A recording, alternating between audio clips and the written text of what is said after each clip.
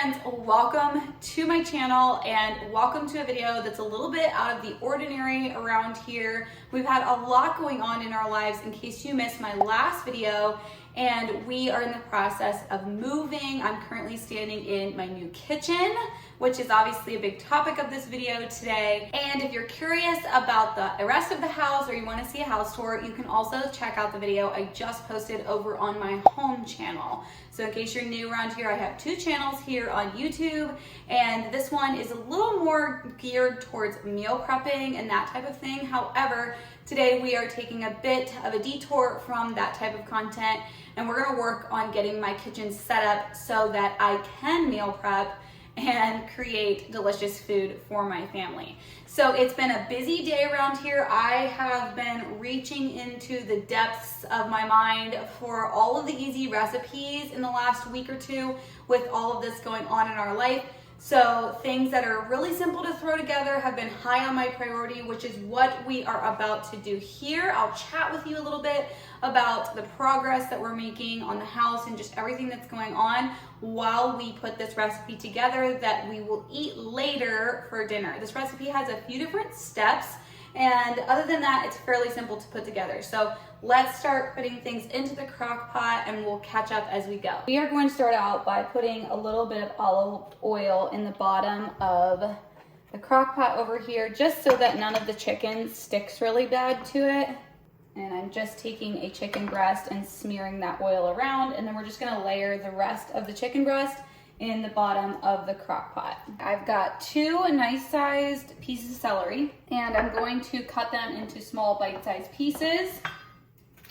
The nice thing about crock pot meals, and I don't do them that often, if you're familiar with my channel, it's just something I don't use a ton is the crock pot, but we are hitting some really cold weather right now, and so having a nice soup is going to be really delicious. And this is going to be a chicken corn chowder soup. I don't know if I said that already or not.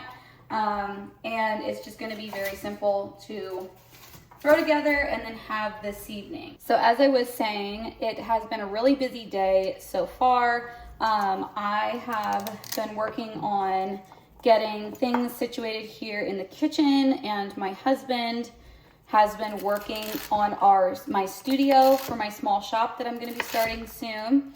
And so there's just lots of odds and ends. We've had to put a ceiling in that room in a detached building from the house. So it's been a bit of a work day around here, and we're going to have fun decorating this kitchen as well. But that will be a video on my home channel that you can check out. Today we're just trying to make the kitchen organized and as put together as possible.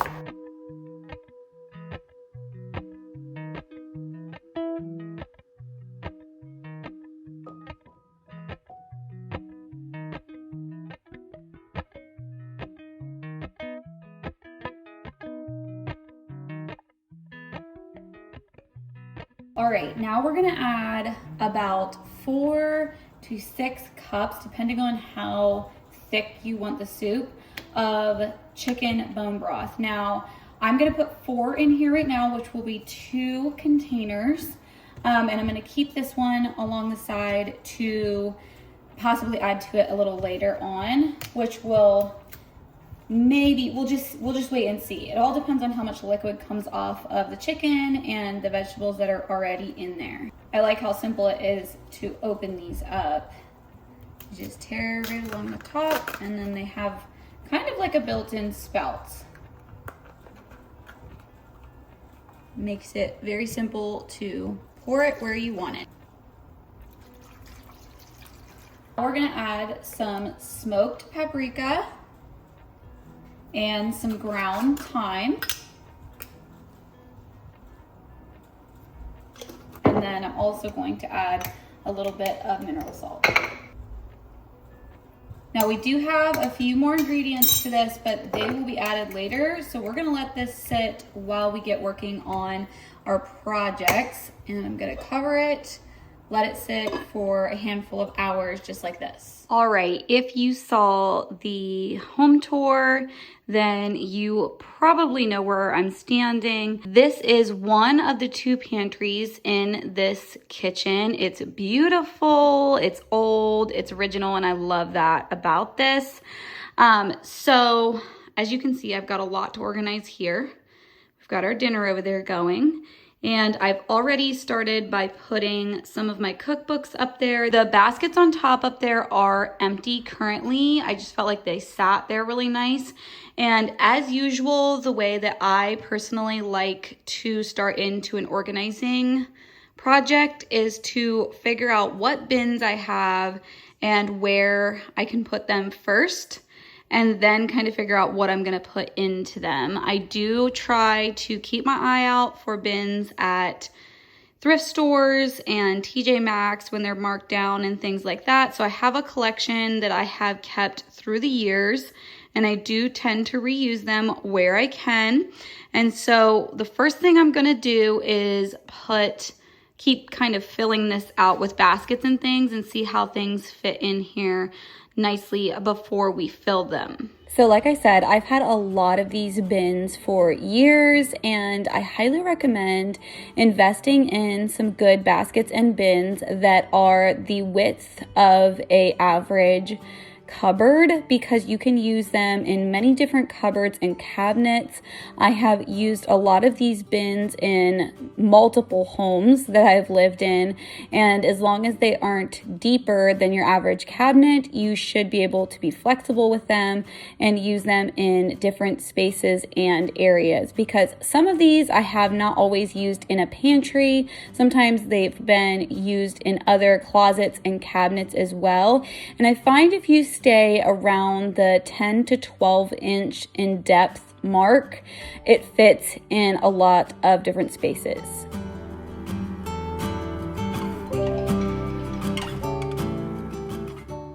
I want to say a big thank you to Kettle and Fire for sponsoring today's video. They have become a bit of a staple for me in the last couple of years in my kitchen. Bone broth is such an easy swap, and it gives you so much nutrition. It helps your gut health and gives you a boost of collagen as well. Not only do they add 19 grams of protein to my recipes without having to change my recipe at all, the flavor-packed punch that this has is amazing. I can always tell a huge difference in my recipes whenever I'm using Kettle and Fire. It's made with 100% grass-fed and finished beef bones and organic free-range chicken bones. I know I can trust Kettle and Fire because they use organic herbs, veggies, and spices to create their amazing flavors in their bone broths. I don't always have the time to create the bone broths that I need for my recipes, but Kettle and Fire takes the time.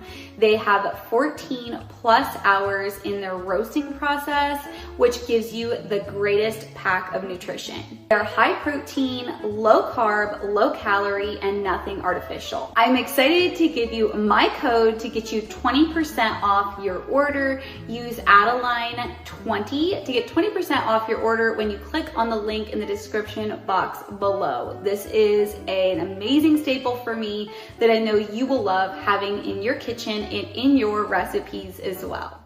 My sister-in-law actually was helping me with moving a lot of my kitchen this week, and she even made the suggestion of putting these larger canisters or gallon sized jars on the bottom of this pantry. And I think it's a great suggestion because there has been times where when they were stored a bit higher in our other house, I had a harder time getting them down, or just it wasn't as easy for one of my daughters to get them down. So putting these larger jars on the bottom makes so much sense, and I'm so glad she suggested that. I'm often a person that thinks more at eye level than always thinking about what I can put on the floor or on the bottom. So thanks a lot for that suggestion. And then I put the more manageable sized jars at more eye level. So I think this is going to work out well. Obviously, you can always be flexible and change things around, but I decided to commit an entire shelf all the way across to my jars and the things that I take bulk items and put them into smaller jars. Because I do make some of my own fermented things and I have a few other uses for cheesecloth, I like to keep them in their own basket, just clean and tidy, because they are something that comes in contact with food, like if I'm making kefir cheese or something like that, or yogurt. And so I try to keep them in their own area, and that was a perfect lightweight item to put on the top shelf, that whenever I'm grabbing it from the top shelf, it's not too heavy. And then I did dedicate the left bottom corner to snacks. At our other house, we had some large drawers that we kept snacks in, but this just seemed like a good spot that anyone in the household can reach, and it's easy to access.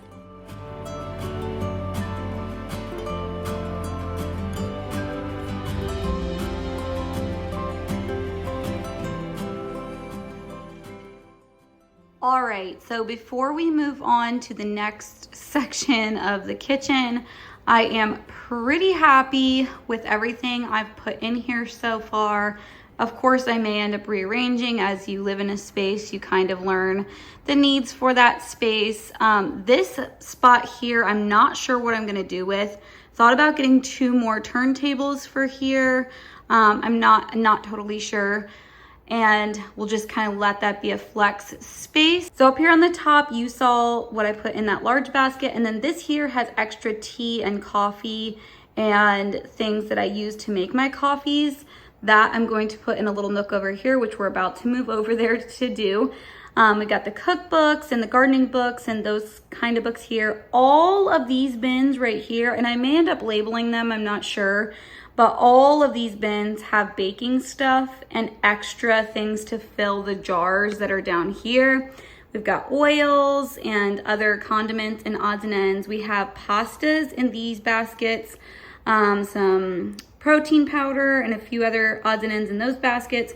These 2 baskets and these bins down here on the bottom are for snacks, since they just kind of rotate in and out.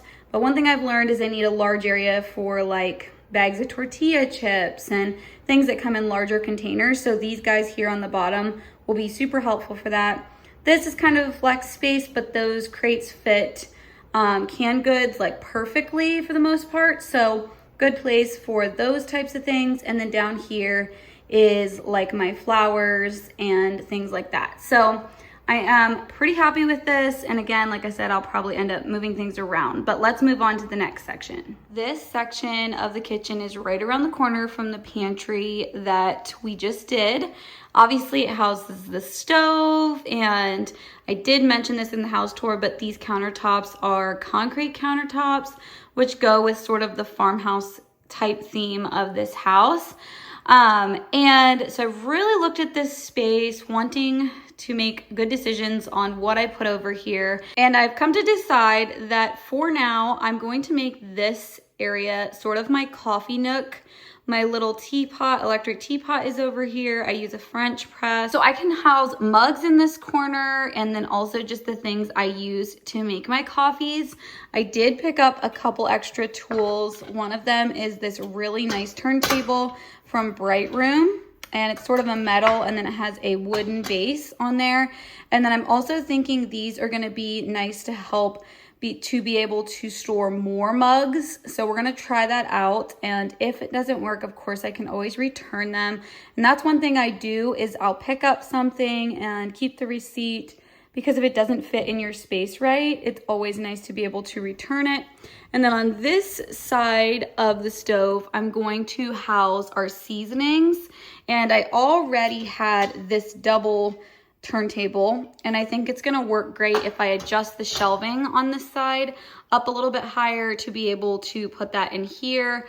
And then we'll see how everything else goes, and then we'll move to the lower cabinets here. I have had my spices organized in, I think, almost every method possible, but I've mentioned this before. The last time I did a spice organization, I had done it in small flip-top jars, which were so incredibly cute, and I loved being able to scoop out of them really nicely with measuring spoons. However, my husband also cooks just as much as I do in our house, and he really prefers having a top on the spice jar that you can shake the spice out as well. So basically with the little holes in the top. So I recently switched to this style, or back to this style of a spice jar, just because it's his preference, and since he also cooks, I decided I will meet him in the middle and give him the type of spice containers that he really likes.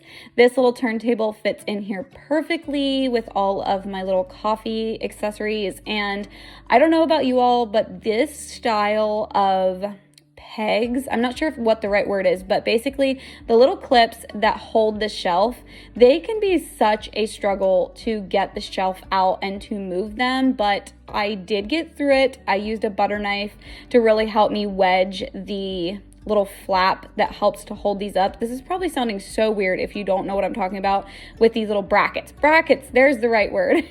With the little brackets that help hold these shelves up, they can be a bit challenging to move, but I did manage it, and I did actually move one of the shelves from the spice cabinet side to the mug side, since they're the same size cabinet, and it gave me another shelf in there to organize my mugs. So I really didn't need to use those little risers that I showed you at the beginning, and I'll probably be returning those unless I find another use for them. Something else I decided to add in was a drawer style knife block. This one's from Target, the Bright Room brand, and it works so well for small knives and large. I really love this setup and kind of wish I would have invested in one of these sooner. It just works so well, and I know it's going to help keep my knives nice and sharp. On the other side of the stove, I put the rest of my cooking utensils, spoons, and we call them flippers in our house. I actually would love to hear what you all call what you use to fry like pancakes. Do you call it a flipper? Do you call it a spatula? I would love to hear what you call it, especially if you're not from the US. What do other countries call that cooking tool? I'd love to hear it. And then I am someone that loves aprons. First of all, they just help preserve my clothing, but also because I do a lot of meal prep videos, I like to keep a nice variety of aprons on hand, just because I feel like it will look like I'm constantly wearing the same clothes if I don't have a variety of aprons. Back to our dinner recipe. So once this has cooked, and I actually did flip it on high because I realized the amount of hours I would need for this to cook down. So I think I cooked it on high for about 4 hours, something like that.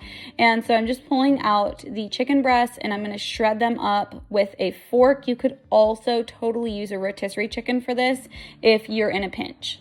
Once you have that shredded up, you're just going to put it back into the crock pot, and then we are going to go ahead and add in our corn. I'm going to be completely transparent. For whatever reason, when I started this in the morning, I completely forgot that I needed to add the corn in, so it got added in whenever I added the chicken in. And next, we're going to create our creamy slurry type mixture to thicken this up a bit. You can either use flour, or you can also use cornstarch. I like to get mine non-GMO and organic if possible, and because we eat a lot of gluten-free things in our house, it is something I do use in a case like this where I can use it to help thicken something. So you're just going to put this all back in and then let it simmer for about another hour.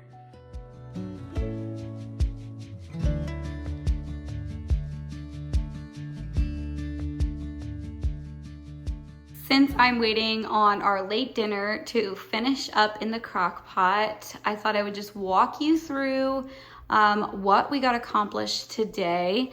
So over here, this has the spices in it, and then my husband and I went through that. That basket up there is actually empty, and that is one that my mom has made in the past. She's been a basket weaver, and I have a couple of her baskets. She no longer does that, but The few that I have, I really love. So these are just spice mixes in here, and then the individual spices in here, where we can just turn this and find what we're looking for. Then this over here turned out really well, and I actually have some space to add a few more if I need to. This is sort of an extension of that area. I don't make iced coffees at home quite as often, especially this time of year. So I just have my couple of seasonal iced coffee glasses up there, my pour over maker, and then these are little bags to make cold brew at home, which I do occasionally. And then up here is just some baking pans I don't use every single day, and they're easy to get down whenever I need them. Down here on the bottom, this is working out pretty good. I need to go through this a little bit. It just has a few things I like to use when I'm making hot drinks. And then of course the mugs go all the way up, but these guys here I keep for whenever I make tea, and then I take it with me if I'm gonna go sit down, and then I can put my used tea bag in that, and so I just have them stacked here. As of right now, on this side of the stove, I've got my coffee, and I do have a big container of loose leaf peppermint, because if we're sick, I like to make a big pot of that. And my French press, my electric kettle over here. And then on this side, I just have some wooden spoons, olive oil, and then this is a butter dish and salt and pepper. You saw what I put in here. Underneath of this, I have a little command hook with my pot holders, and I am kind of minimal when it comes to my cookware. I have 2 cast iron frying pans that I store in the oven. And then under here, we just have the 1 saucepan I have 2 Dutch ovens, a large stock pot behind there, some cork trivets, and this is our popcorn popper, and then my little butter melter, and that is all I have for cookware. On this side of the oven, you saw the knives in here. This drawer, I feel like I need a better solution to what's going on in here, but as of right now, it's working. But it just has like measuring cups, measuring spoons, and whisks, kind of baking type stuff is mostly what's in here. This is an ice cream scoop, can opener, just kind of odds and ends, but it's working out okay. And then the bottom drawer down here has dish towels in it. Switching sides here, up here, this has some wiggle room, which is kind of nice. Bottom shelf doesn't have anything right now. I've got pitchers, my salad spinner, some baking pans and storage containers, and then like serving style dishes. Next to that cupboard is our main dish cupboard. So just like plates and bowls, and then I just have a stoneware piece up there, and the top is empty. On this side of the sink, I've got our glasses cupboard, and then you saw me put the aprons in those baskets up there. Above the refrigerator, I have some paper products and a few things like lunch boxes and just a few odds and ends we don't use all the time. I have not organized under the sink. I think I'm gonna do that possibly on my home channel, and the same video that I may dig into organizing the refrigerator. I'm not sure. There's a few odds and ends under there I need to go through. That just didn't happen today. This here is going to be our silverware drawer, and I used the dividers that I really love from Amazon. They're like a bamboo divider. And so we just have straws, serving spoons. I have some plasticware that we've just been using with the craziness going on. And also sometimes I use those in lunches. I have some spoons that I had in my old coffee bar, and I just tend to grab those to mix my coffee now just because they were in my coffee bar. There's nothing really special about them. They're just gold, and so I don't know. I have them in their own thing. Probably very unnecessary. We got spoons, forks, knives over here, and then, yeah, all the straws and straw cleaners and all of that. These here just have saran wrap and bags in them right now, these 2 drawers. And then underneath of here, I've got cutting boards, mixing bowls, and just honestly some random stuff that I don't really know where else to put. It's all just kind of my mismatch cabinet. And then next to this cabinet stores all of my storage containers and their lids. Again, I might get a bin to put those into just so that they're easier to pull out. Because obviously if you need the middle one, everything's gonna fall at the moment. So, and then down here is all of our water bottles and things like that. There is a second pantry that I haven't organized yet. And so that may be put into a different organizing video on my home channel. Like I said, this was a bit of an unusual video for this channel, but I wanted to put a video up this week and I knew that I was going to be unpacking and just working on my house. So I decided, you know what, I'm just going to take you along with me. I think that knowing a little bit more of the layout of my kitchen is interesting whenever you're someone that watches my meal preps a lot. So thought I would just include this for this week, but next week I will be posting on my home channel and that will be more of the decor side and some DIYs and things like that. This soup turned out delicious and it's absolutely perfect for these chilly fall days that we're having. It's so nice to have dinner ready to go in the evening, especially on a busy day when you're moving and trying to unpack and those types of things. If you are new here, I'd love it if you subscribed. Thank you for joining me today. I'd love to chat with you in the comments below. Don't forget to give this video a like, and I will see you guys in my next video.